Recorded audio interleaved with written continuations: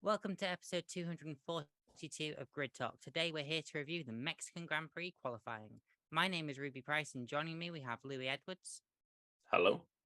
Jawad Yaqub from the Hit the Apex podcast. Hi, guys. And Sophia Richmond from Everything F1. Hi.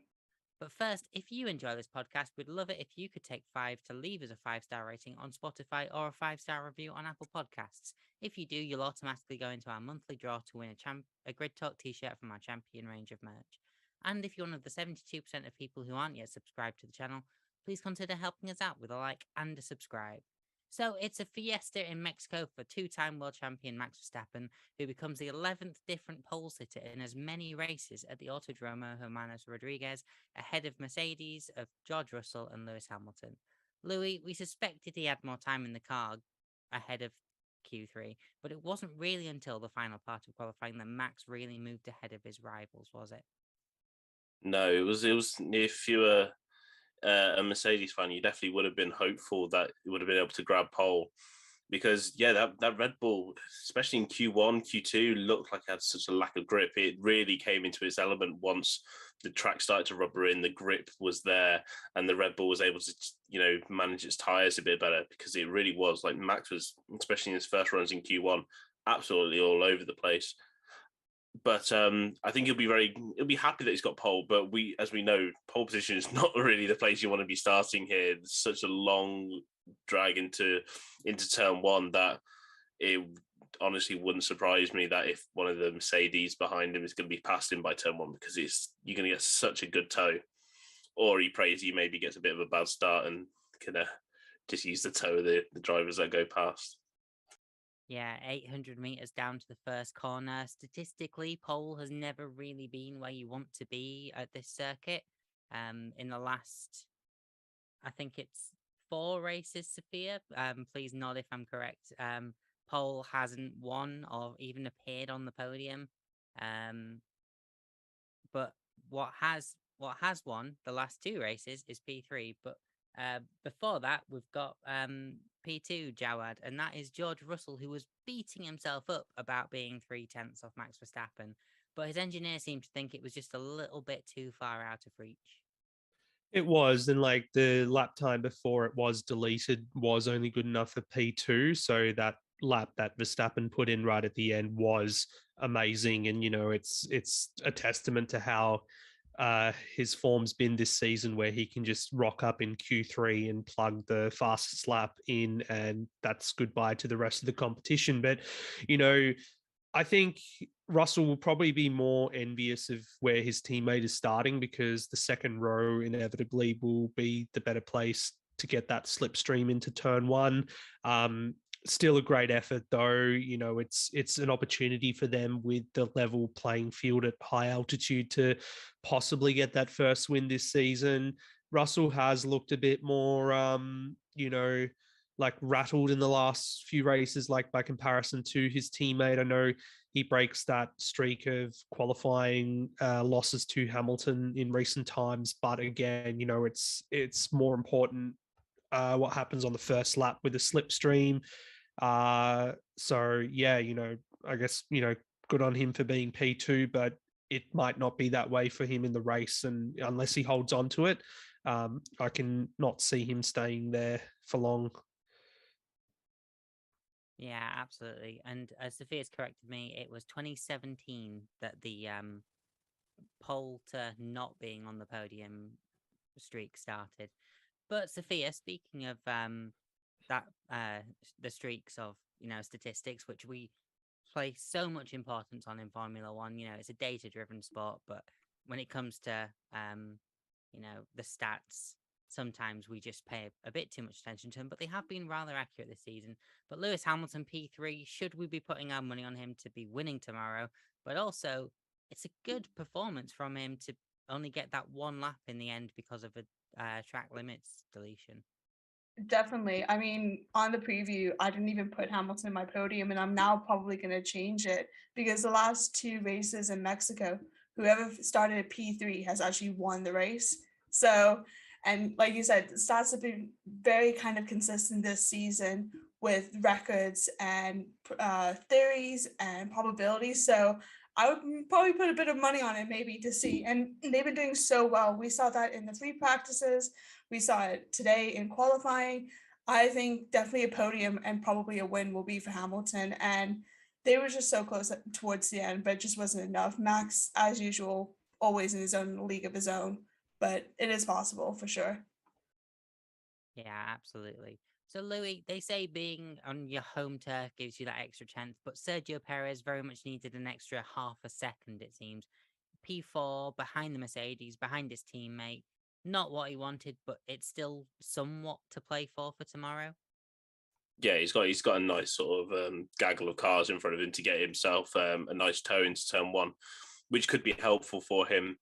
But qualifying was definitely not where I think he would have wanted to be. I think he would have wanted to be on that front row with Max. I know a lot of people are sort of taught now that, you know, Red Bull have secured both championships, so try and help to use Max to try and help Checo to win. I don't think Max is, you know, he's not going to do that. He'll keep wanting to get all the wins he can this season, but he's definitely got himself a chance, but he just looks like he's just not quite as comfortable with that car. It really does, like something like the low grip sections. He does seem to like really be struggling and fighting with that car, and I think that's where he's lost a lot of this time to Max. But it's all to play for tomorrow. If you get a podium, I think that'll still be great for him. You know, we just saw how amazing it was last year, and I'm sure we'll get a few more shots of his dad throughout the race as well. Yeah, lots of shots of Perez Senior, but also a lot of shots of just, you know, people not on the track. But, you know, that's a conversation for another day. Jawad, Carlos Sainz, P5 in the Ferrari, you know, 4 positions behind where he started this time last week. Just wasn't really Ferrari's day, was it? They couldn't get the drive, it seems. No, they both looked so scrappy. Like every onboard we saw, just they were struggling in the middle sector, in particular with those slower speed corners. At one point, you know, there was a shot of Sainz and just couldn't quite get over the curb like he wanted to, which was really disappointing. So I thought, you know, given what we saw in practice, that, you know, Ferrari would be a bit further up the grid and potentially in the mix as well for this weekend. But that combined with the fact that, you know, they haven't been the best with their tires this year either, and tomorrow might be a bit of a tire race given how hard these compounds are and how difficult it's been for them to warm them up through the weekend. It might be a hard one for them. It might be a long race where they might be a bit far away from the podium as well. But, you know, as an individual performance, great for Sainz to out-qualify his teammate again. Hopefully he's not going to be anywhere near George Russell going into the first corner, so he won't, he will, fingers crossed, actually make it past the end of the first lap. And interesting stat that Sophia just pointed out in the chat about how every year since 2015, he's actually moved up a position on the grid. So, you know, by 2026, he said he'll be on pole here. So, you know, fingers crossed. Yeah, I mean, he's behind George Russell, so that might make a difference. But only half a tenth back from Carlos Sainz in Q3. Valtteri Bottas, Sophia. I was a bit surprised to see him up there in Q1. When he replicated that in Q2, I was like, hang on a sec. No, this is Valtteri Bottas with genuine pace in Mexico. And it is worth mentioning, you know, he has the race lap record. He was on pole here last time out. No, not last time out. Was it last time out? No, it was 2019. And of course, you know, Max Verstappen, that was the year Max Verstappen had it taken off him for going flat out on yellows. But Valtteri Bottas, P6, what can he do from there tomorrow? I hope stay there and not have a DNF. I think that's probably the biggest thing of it all. But no, he took pole last year back in 2021. And again, curse happened again. I was quite shocked. But to be fair, he's done quite a quiet qualifying. Like compared to some of the other drivers, no track time deleted from my knowledge. Just was surprisingly just getting the pace and getting the speed, hitting the apexes right, not going over the limit. And for some reason, given that there was a lot of issues with grip with a lot of the drivers, you didn't hear from him at all, and he just surprisingly just get into Q2, then the final one as well, and then obviously now splitting the Ferraris. I just want him to finish, and I want the points, because again, for me, I love my stats.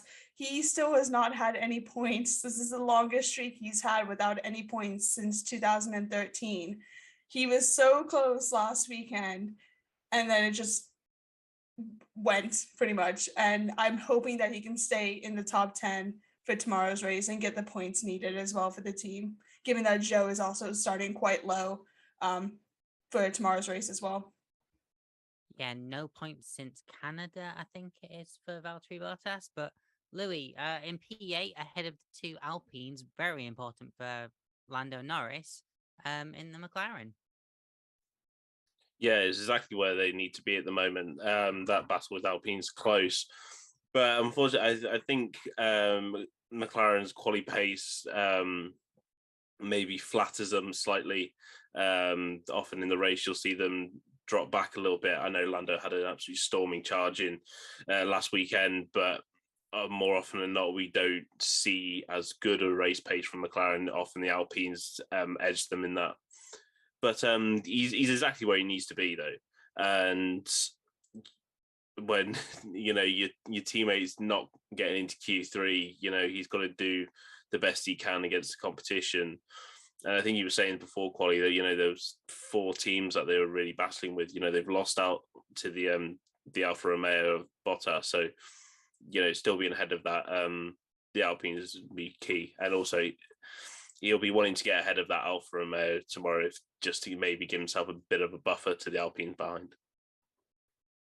Yeah, absolutely. And it is worth obviously mentioning that it's hard for Daniel Ricciardo to drop further back when generally he tends to start at the back, if not, P18, P17.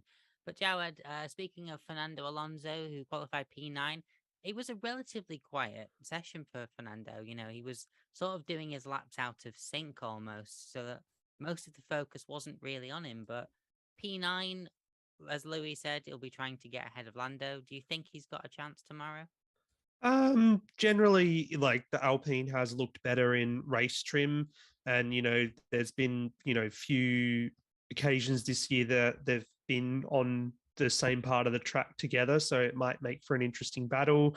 I wonder if there'll probably be a bit of salt there from the McLaren side with the decision to reinstate the points from Austin for Alonso as well. So that puts that gap between Alpine and McLaren back out to 11 with 3 races to go. So, because Lando's been doing such a great job, essentially, flying the flag for McLaren, having, not 1 but 2 Alpines behind him will look a bit imposing. And, with both Alonso and Ocon in 9th and 10th, they're going to have to work together, to overhaul that car ahead. And, Alonso, we know he's great in race trim and everything, but they also have been quite prone to incidents as well. So it might be a little fascinating. Like, we say that the championship is over at the front of the field with the drivers and constructors championship, but this is the battle that we kind of have to keep our eyes on now. So I'll be watching that one closely if the F1 TV directors actually allow us to see what's going on. Yeah, absolutely. But Alpine proving that the Sky Effect cars that they tried in COTA last time out, not really working, and a bit suspect to FIA regulations. But we'll skip Ocon, really. We've talked a lot about Alpine, but Sophia, if we move on to Daniel Ricciardo, then can he get into the points? Can he send it ahead of the Alpines?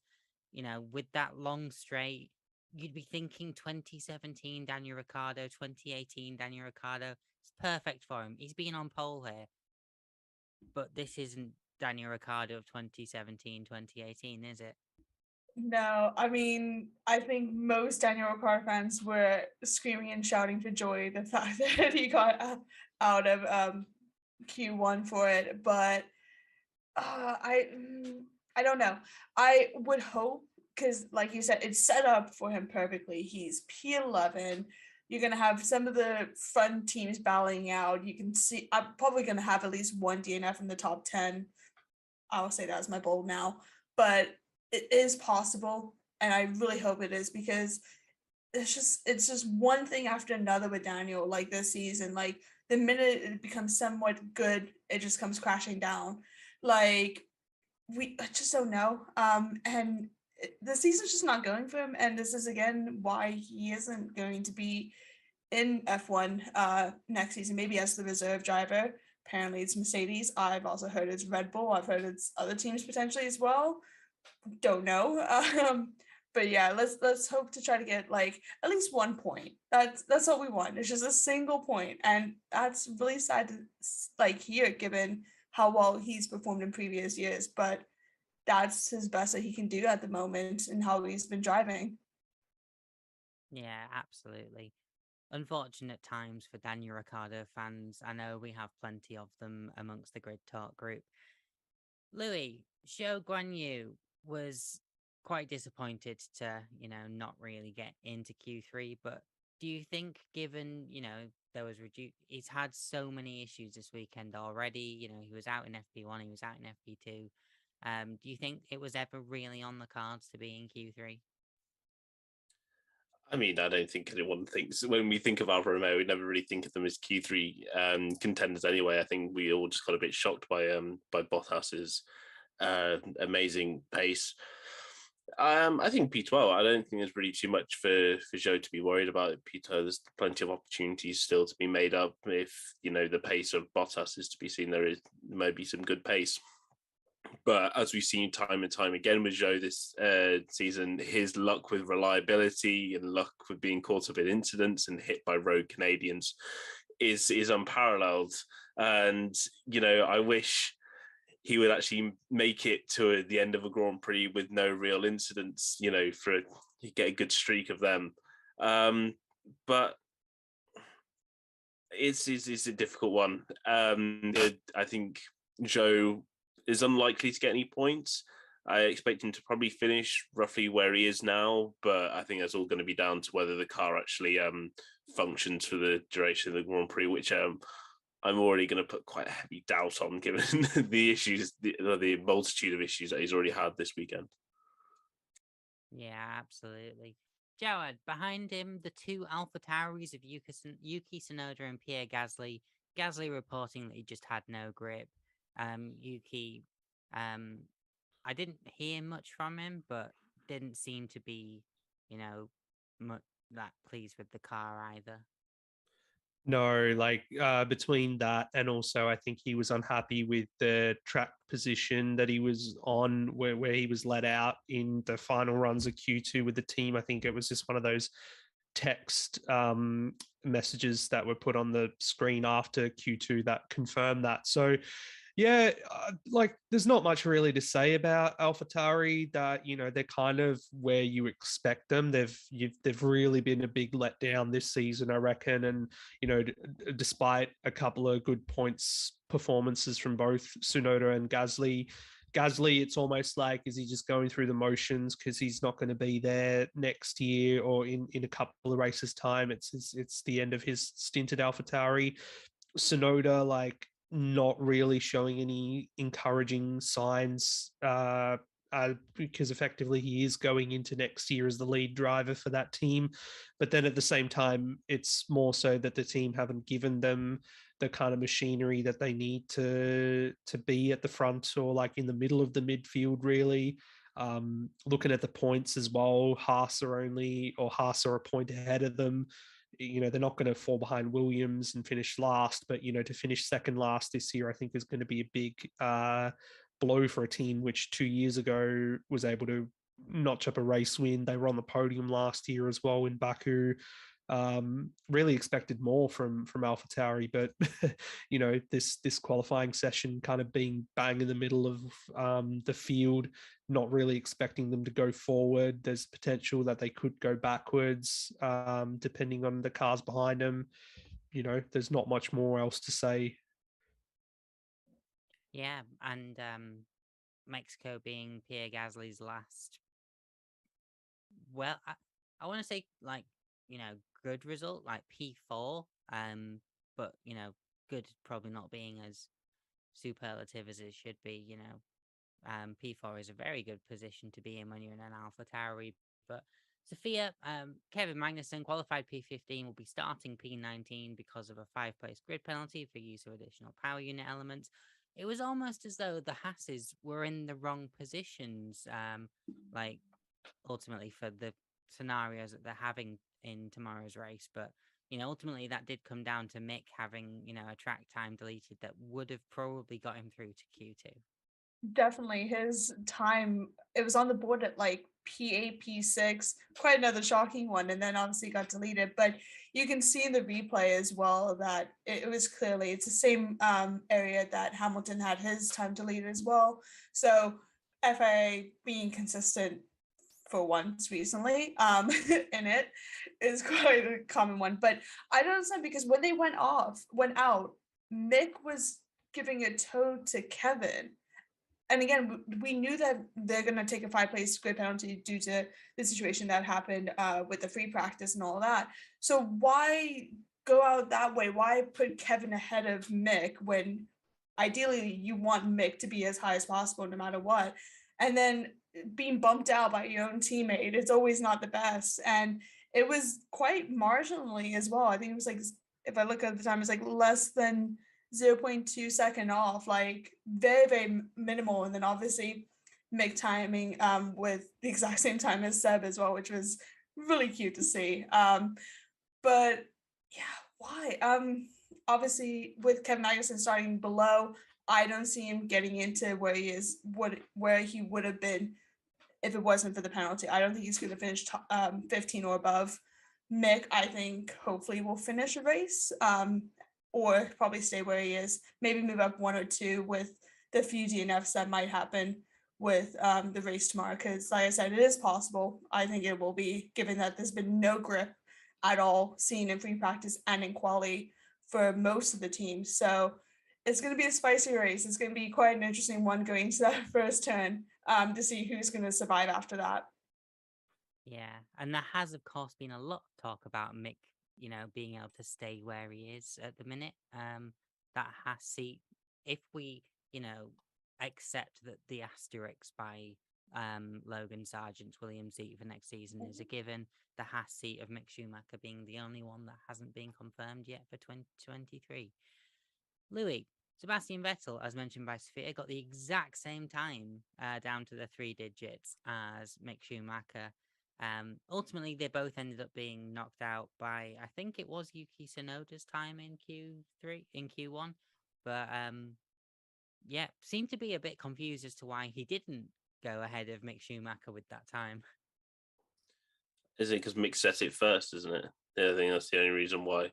But I was thinking to myself when Sebastian did that and it only put him to 16th, I was like, this is going to be yet another case of Vettel not getting into Q2 by the finest of margins. It's happened so many times this season where Vettel has been knocked out in Q3 by less than a tenth.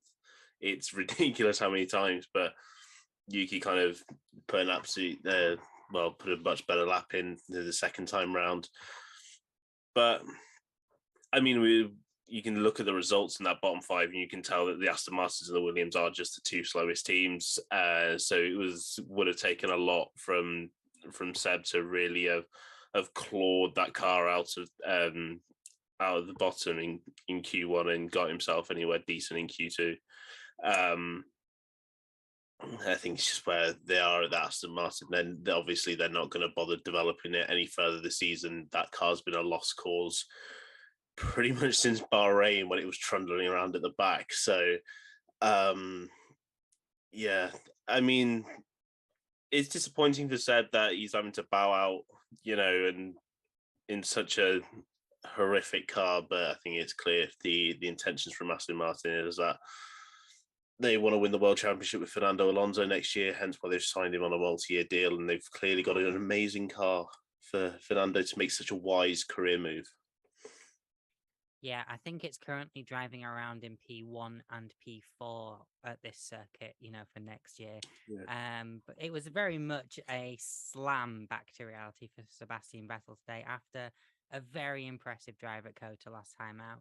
But Jawad, Lance Stroll, qualified P18, will be starting at the back after causing a collision with Fernando Alonso, his teammate for next season, last time out in COTA. Anything to say about Stroll's qualifying, or just, a note about the two Canadians being at the back again? Yeah, just the two Canadians being at the back again and Stroll doing Stroll things. I think as well, just like, in terms of the car itself, like you said, it's a bit of a bounce back to reality for them after being so quick in the last few races. And it just shows, the car is very hot and cold with where it's strong and where it's not. I mean, it is quite funny the fact that this time last week we were like, "Whoa, Lance Stroll starts P5 or whatever for the Grand Prix in Austin," and then he was running as high as third at one point. But then you're reminded of his standard of driving when he had that incident with Alonso, and to only get a 3-place grid penalty for that as well. It's like, but then again, he's starting at the back of the grid, so that's a penalty in itself for the rest of his Grand Prix career, or until they get a better car. Yeah, absolutely. Sophia, Alex Albon had a pretty dismal qualifying session, to be honest. He was off the track in the middle sector in his final run in Q1. Just as Louis pointed out, just the Williams and the Aston Martins just being the slowest cars around here. Yeah, and it was interesting because the start of qualifying, they were Sky commentators were like very much hyping up the Williams, saying that this could be a really good qualifying for them, and then starting at the bottom, which is quite an interesting one. Yeah, both of them were quite quiet for it with Q1. I wasn't expecting much. Given as well with how the free practices went for the Williamses, with the early finish of FP1 as well, especially with having Logan Sargent, that's also put a lot more pressure now because he wasn't able to complete enough distance. He actually didn't get the super license point that was needed. So now there's even more pressure for him in Abu Dhabi. I think he now has to finish P4 or above.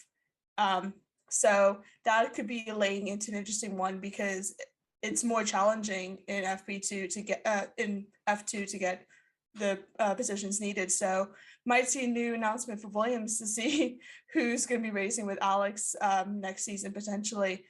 But yeah, I mean, I was expecting a little bit more from Alex. I wasn't expecting much from Latifi because it's Latifi. The fact that there was no red flags in qualifying was quite an interesting one. Minimal yellows. I think there's probably about 3 or 4 yellows that happened. But yeah, very quiet for the Williams compared to what Sky was saying they were expecting at least one of them to go into Q2, if not Q3, which would be shocking. Yeah, I can't believe that they were expecting Nicholas Latifi to have a chance at being in Q2 or Q3, like even on his best day, P19 is generally where it's at. But Louis, anything else to add on Nicholas Latifi's qualifying or any expectations of him in the race? I mean, what drivers can say they qualify P20, but they'll start P18? Absolute goat. What can I say? Absolute goat. Yeah. Well, that is the grid at least. So now it's time to actually start, making some predictions about the race. So, Jawad, I'll start with you. Is Max Verstappen going to beat the stats and convert pole into a win, or are you expecting someone else to be on that top step tomorrow? I'm going to go for someone else to be on the top step tomorrow, and that will be, I'm pretty sure I said this last year as well, but I'll go for Sergio Perez to take a win on home soil. Checo Perez for the win. Sophia, I think you've mentioned that you're going to go for Lewis, but that might have just been because you're following the stats. I feel like I kind of need to stick with the stats. That's what I've been following for most of the season, previous seasons. And so I'm changing from what I said from the preview show. And I'm going to say that Hamilton will going to win tomorrow. Lewis for the win. Louis, what's your top step prediction, please? I'm in total agreement with Jawad. I think I'm gonna back a Checo win on home soil. Maybe a little bit of Red Bull manipulation in there, but what's F1 without a bit of manipulation? Especially Red Bull manipulation. That seems to be happening a lot over the last couple of years, and it's very much in the news at the minute. Something about losing 1.8 million or something along those lines, from what I've heard. I'm not going to apologize, Christian. I'm going to back Lewis for the win based on the stats. So it's 2 for 2. But the rest of the... Don't be shocked, Louis. Jawad, the rest of your podium, please. Yeah, so given how, manipulative Red Bull are, I don't think they can manipulate a 1-2 finish, can they? But yeah, 1-2 finish for Red Bull with Verstappen second, and just going to put Lewis Hamilton up there in third. He deserves a podium or another one. Red Bull 2-1 finishes, multi 21 finishes. Sophia, the rest of your podium, please. Definitely Checo, P2, keep the 1-2 podium streak for Red Bull consecutive ones going. P3, I want to say Sainz, but I know he's probably going to crash out. Let's go George. Let's see if he can actually try to keep his nose clean for this race, which is probably going to be hard to do. Louis, P2 and P3 for you, please. To be honest, what I was just thinking in my head before I started is exactly the same as what Jawad said. So maybe I'll go slightly different. I will go max P2, but I'm then going to stick George Russell in P3. Yeah, interesting. It's all speculation at this point. Sophia's following the stats. Some of us are just following our dreams, and some of us are just following form. I don't know which one I'm following, to be honest. But yeah, the rest of my podium, I'm gonna somewhat follow the stats to an extent. I'm gonna say, I've already said Lewis winning. I'm gonna say George P2 and Checo P3. So no pole sitter on the podium. That's the things. So Jawad, your bold prediction for tomorrow, please. Yep. So bold prediction, always following my heart on these ones. No points for both the Alpines. So not necessarily DNFs, but no points for either of those two. Interesting. The no DNFs part is certainly bold, considering, it's been known to happen this season. Sophia, your bold prediction for tomorrow, please. I think there's going to be 5 DNFs and 3 are within the top 10 of the starting grid. I mean, we've already got Carlos, depending on if he hits George. Thinking Bottas, unfortunately, as well, with the engine problems. But yeah. Yeah, I mean, if there is anywhere it could happen, Mexico is one of the places. So many technical issues have already happened this weekend. Louis, your bold prediction, please. I'm going the opposite of Sophia. I was going to say, the likes of Latifi, Sonoda, Zhou, they're all going to go through the race with no issues whatsoever, no crashes. They will make it through the race in a clean, sensible manner. Wow. Have you been speaking to Owain about your bold predictions? Wow. My bold prediction is kind of, as much as the stats back it up. I'm still just kind of going with my prediction in the first place. Lewis Hamilton for the win. That Mercedes hasn't looked like winning for the majority of this season. Even when it's been in winning positions, like it's just not really, happened. And well, I've already got a lot riding on whether a Mercedes can get a win or not this season. I'm just going to follow that as well. But if I wanted to say something fun, let's just say we only see Checo's dad on camera once. I think that would be pretty bold if it if that's what happens. But now it's a good opportunity to give our panelists a chance to promo, where they've come from, where they can be found. Let's start with you, Jawad. Yeah, so I host my own Hit the Apex podcast, which I'll be doing one for the Mexico City Grand Prix review this week, and also talk about the Supercars Championship here in Australia as well, which has just crowned another 3-time world champion. It's been Red Bull domination as well, so I've got like Red Bull domination happening all around me at the moment, which is very joyous to say not. So yeah, you can find that on all the good podcast platforms, and in terms of social media, I'm not very active on it, but there is a Twitter account at Hit the Apex Media you can follow, but there's a link tree to all the other things I do as well, such as live blogs for all the F1 races and whatnot. So yeah, go check it out. Absolutely. And Sophia, where Yep. can people find you? Where are you from?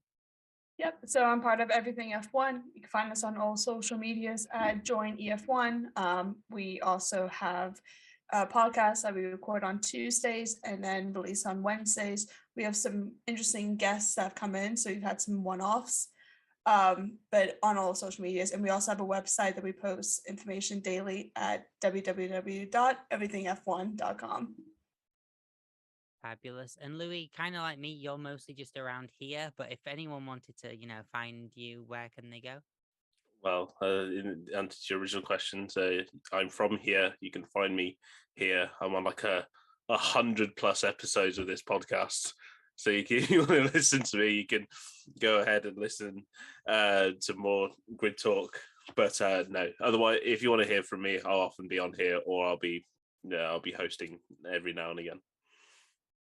Yeah, and if you want to hear anything more from me, again, I'm on a lot of podcasts, mate.